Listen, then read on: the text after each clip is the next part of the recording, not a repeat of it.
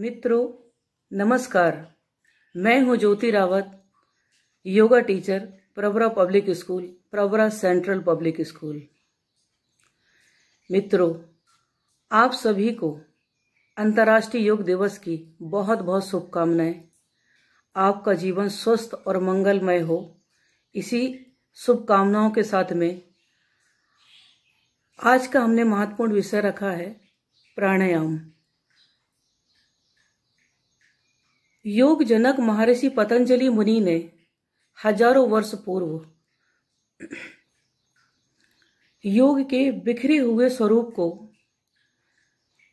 एक व्यवस्थित रूप से 195 सूत्र में संगठित किया है, पिरोया है और इतनी सुंदर तरीके से श्रृंखलाबद्ध प्रयोग है कि उसकी एक भी श्रृंखला को हम तोड़ नहीं सकते। और उन्होंने इस 195 सूत्र को योग के 8 अंगों में बांटा है, जिसे हम सभी अष्टांग योग के नाम से जानते हैं। अष्टांग योग क्या है? तो अष्टांग योग है योग के 8 वो अंग जिनका नाम है यम, नियम, आसन, प्राणायाम, धारणा, ध्यान और समाधि। योग के इन 8 अंगों में की शुरुआत होती है यम यानी आत्म संयम से और समाप्ति होती है समाधि से। और योग में यम, नियम, आसन, प्राणायाम का स्थान चतुर्थ है। यानी हमारे जीवन में जब तक यम का मतलब होता है आत्म संयम, नियम का मतलब होता है नियमित जीवन अनुशासन, और आसन मतलब आपके स्थिरता, शरीर की स्थिरता, और प्राणायाम है प्राणिक ऊर्जा को बढ़ाना, और 5वां अंग है प्रत्याहार मतलब अपने मन को भीतर की ओर समेटना, बाहरी दुनिया से अपने अंदर की ओर समेटना। क्योंकि एक महत्वपूर्ण बात यह भी है कि योग एक साधना का भी विषय है, मनुष्य के जीवन की संपूर्ण साधना का भी ये विषय है। और उसका 6वां रूप है धारणा। धारणा मतलब धारण करना, एकाग्रता। तो एकाग्रता किस पर?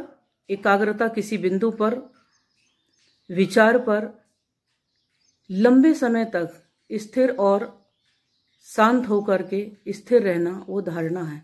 और ध्यान की वो पूर्व अवस्था है। अब और ये ध्यान को के पूर्व अवस्था है। और अगला चरण है 7वां ध्यान, मेडिटेशन। ध्यान मतलब प्रत्येक पल, आपके जीवन का प्रत्येक पल होश पूर्वक हो। और यह है समाधि की पूर्व अवस्था। तो समाधि मतलब ईश्वर में लीन हो जाना। तो यम से शुरू हुई यात्रा, आत्म संयम से शुरू हुई यात्रा समाप्त होती है समाधि पर। तो ये है योग का एक संक्षिप्त परिचय। और प्राणायाम की साधना करने के पूर्व हमें सबसे पहले अपनी श्वसन क्रिया को देखना है कि श्वसन तंत्र हमारा स्वस्थ रूप से कार्य कर रहा है या नहीं। तो श्वसन तंत्र को देखने के लिए हमें कैसे पता चलेगा कि हमारा श्वसन तंत्र सही तरीके से कार्य कर रहा है या नहीं? तो उसको चेक करने के लिए आपको स्थिर बैठना है। एक पलंग पर बैठ सकते हैं, बिस्तर पे बैठ सकते हैं, कुर्सी पर बैठ सकते हैं, जमीन पर बैठ सकते हैं, जहां भी आपको सुविधाजनक लगे। और उसके बाद में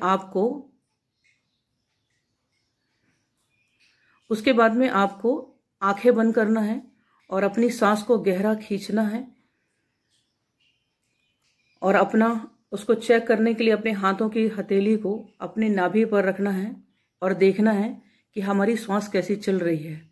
यदि हमारी सांस लेने पर पेट बाहर होता है, नाभि बाहर होती है, और छोड़ने पर भीतर होती है, लेने पर बाहर, छोड़ने पर भीतर, एकदम रिलैक्स होकर के करें, कोई जल्दबाजी नहीं है, धीरे धीरे करें और उसको चेक करें। यदि हमारी श्वसन क्रिया सही चल रही है तो सांस लेने पर पेट बाहर होता है और सांस छोड़ने पर पेट भीतर होता है। अब यह दिन में हमें कईयों बार चेक करना पड़ेगा। प्रारंभिक रूप में सीखने के लिए आपको कई बार चेक करना पड़ेगा। फिर धीरे धीरे जब आपके अभ्यास करते आदत हो जाएगी तो आपको स्वयं पता चल जाएगा कि आपकी श्वसन सही चल रही है या नहीं। अब श्वसन क्रिया को, अब प्राणायाम की एक और बात है कि हम यह जाने कि हमारा लंग्स, हमारा फेफड़े सही तरीके से कार्य कर रहे हैं या नहीं, उनकी क्षमता कितनी है, ऑक्सीजन लेवल उनको रोकने के लिए कितना मजबूत है। तो उसके लिए हमें फिर चेक करना है। अब बैठने की अवस्था वही रखेंगे। प्रारंभिक समय में आप लोग ये प्रयास करेंगे, फिर तो आपकी आदत का हिस्सा बन जाएंगे कुछ ही हफ्तों में। तो आपको फिर से गहरी सांस लेना है और करने की प्रक्रिया कैसी है चेक करना है। कैसे? तो आपको गहरी लंबी सांस लेना है इस तरह से और उसको रोक लेना है और अपनी चिन को एक कंठकूप इस गड्ढे पर लगा देना है और सांस ऊपर चेहरा करते हुए छोड़ना है। ये क्रिया आपकी क्षमता के ऊपर है कि आप कितनी देर तक उस सांस को रोक सकते हैं। इस क्रिया को योग में जलंधर बंद कहते हैं। तो बंद 3 प्रकार के होते हैं, पर अभी हमने जलंधर बंद की बात करी। तो आपको ये प्रक्रिया करना है। अब ये क्रिया करने के लिए आपको क्या देखना है कि जब आप सांस लेते हो तो आप कितना देर रोकते हो, फिर छोड़ देने के चेहरा ऊपर करके छोड़ देना है, फिर देखना है कि आप कितना देर रुक सकते हो। तो आपको रुकना और लेना, इन दोनों को रोकना है। तो योग में श्वास लेने को कहते हैं पूरक और छोड़ने को कहते हैं रेचक और रोकने को कहते हैं कुंभक। प्राणायाम में जब ये 3 स्टेप हम लोग मेंटेन करते हैं तभी हमारा प्राणायाम सत्ता है, इसके अलावा नहीं सत सकता। तो आपको ये देखना है और जब आप धीरे धीरे आपके प्रारंभिक अवस्था में 10-15 ऐसी सांस आप रोक पाएंगे, लेकिन आपको धीरे धीरे अभ्यास करते करते ये देखना है कि आपकी क्षमता कितनी बढ़ रही है। यदि क्षमता बढ़ते बढ़ते 40 और 30 आती है, 40 मतलब आपकी सांस रोकना और 30 मतलब आपको सांस को छोड़ने में, तो 40 और 30 का ये रेशो अनुपात आपको मेंटेन करना है। सांस ले लिया तो 40 टाइम तक रुका और छोड़ा तो 30। यदि ये अवस्था है हमारी काउंटिंग की तो हमको ये जानना पड़ेगा कि हम पूर्णतः अभी स्वस्थ नहीं है, मतलब हमारी निम्न अवस्था है अभी। तो इस अवस्था को हमें आगे बढ़ाना है। तो धीरे धीरे कई दिनों के अभ्यास में आपको 50, 60, 50, 60, 70, 60, 80 ऐसे आपका रेशो बढ़ता जाएगा। और जितनी ज्यादा, अब आप 70, 60 है मतलब आपकी अवस्था सामान्य है, अभी भी आप पूर्णतः अच्छी नहीं है, मगर इससे जब ज्यादा होने लगेगी तो आप फिर समझिएगा कि आपकी लंग्स कैपेसिटी बढ़ गई है, आपको ऑक्सीजन रोकने की क्षमता आपके फेफड़ों में बढ़ गई है। और ये जो चीजें हैं ये निरंतर प्रयास से ही हम समझ पाएंगे और निरंतर प्रयास से ही हम अपने श्वसन तंत्र को मजबूत कर पाएंगे, तभी हम प्राणायाम को अच्छी तरीके से कर पाएंगे, अन्यथा नहीं कर पाएंगे।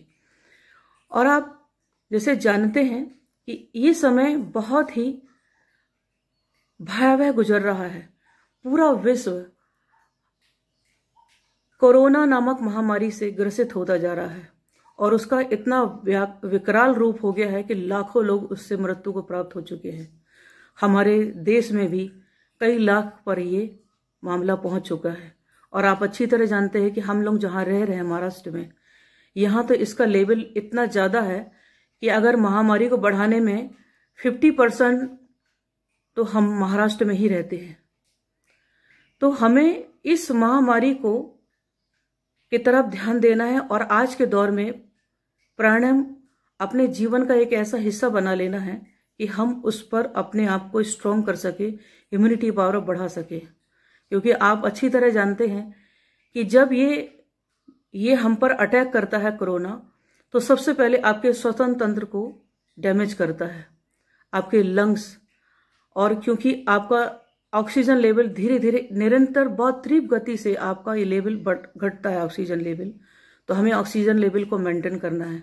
ऑक्सीजन लेवल मेंटेन मतलब आपकी जीवन ऊर्जा को बढ़ाना है, इम्यूनिटी पावर को बढ़ाना है। और नहीं तो हम इस बीमारी का सामना करने में असमर्थ हो जाएंगे। तो हम धीरे धीरे कुछ हफ्ते तक ये प्रयास करेंगे और अपनी इम्यूनिटी पावर बढ़ाएंगे। क्योंकि आप देखते हो कि हम लोग अपने कैंपस में भी किसी बाधित व्यक्ति को आने नहीं देते हैं। तो हम अपने जीवन में ऐसी दुर्घटनाओं को, ऐसी महामारी को क्यों आने दें? अगर हम अपनी कैपेसिटी बढ़ा लें, अपनी इम्यूनिटी पावर बढ़ा लें और ऐसे ही बढ़ाएं जैसे ये सब हमारे ये मित्र है, ये हम लोग एक अभियान चला दें, अपने तक ही नहीं, अपने परिवार, अपने मित्रों, अपने आजू बाजू सारे लोगों को इस अभियान में शामिल कर दें कि हमें प्राणायाम और योग करना है, ताकि हम सब पूर्ण रूप से स्वस्थ हो सके और अपना जीवन को बचा सके। प्राणायाम का ये एक प्रथम भाग है।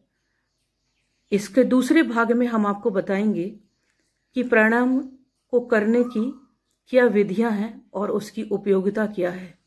ये हम अगले पार्ट में आपको बताते हैं। तब तक के लिए नमस्कार।